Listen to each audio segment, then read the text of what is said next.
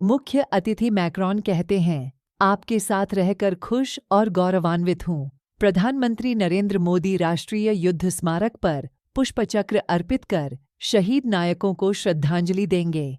ऐतिहासिक 75वें गणतंत्र दिवस समारोह के हमारे लाइव ब्लॉग कवरेज में आपका स्वागत है। राष्ट्रीय राजधानी में कर्तव्य पथ पर राष्ट्रपति द्रौपदी मुर्मू और प्रधानमंत्री नरेंद्र मोदी की उपस्थिति में भव्य कार्यक्रम देशभक्ति के उत्साह और सांस्कृतिक समृद्धि के लुभावने प्रदर्शन का वादा करता है।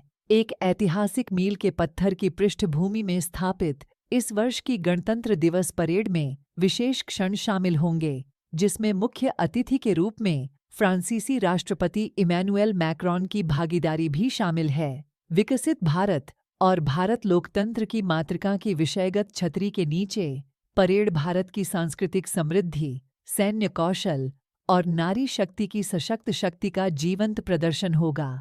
प्रधानमंत्री नरेंद्र मोदी के राष्ट्रीय युद्ध स्मारक का दौरा करने के साथ ही दिन की शुरुआत शहीद नायकों को गंभीर और हार्दिक श्रद्धांजलि के साथ होती है।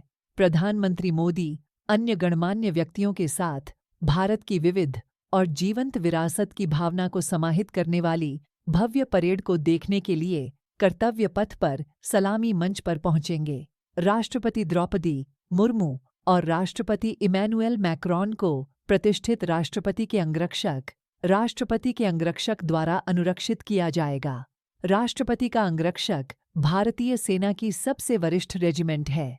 यह गणतंत्र दिवस रेजिमेंट के लिए विशेष महत्व रखता है, क्योंकि वे 1773 में अपनी स्थापना के बाद से समर्पित सेवा के 250 वर्षों को चिह्नित करते हैं। दोनों राष्ट्रपति 40 वर्षों के अंतराल के बाद एक अभ्यास को पुनर्जीवित करते हुए पारंपरिक बग्गी में एक भव्य प्रवेश द्वार बनाएंगे। ऑस्ट्रेलियाई प्रधानमंत्री एंथनी अल्बानीज ने गणतंत्र दिवस के अवसर पर भारत के लोगों को हार्दिक शुभकामनाएं दीं और कहा कि दोनों देश कभी इतने करीब नहीं रहे।